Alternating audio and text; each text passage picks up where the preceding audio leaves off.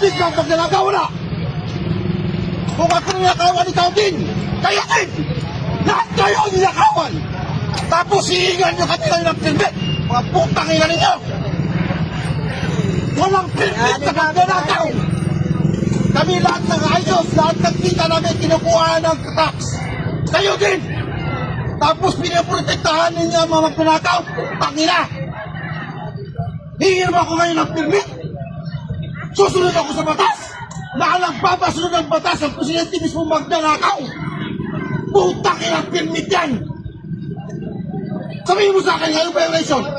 Wala kang kasabing violation sa kasi alam ninyo, walang violation. Ang nakabiolate mismo ang gobyerno.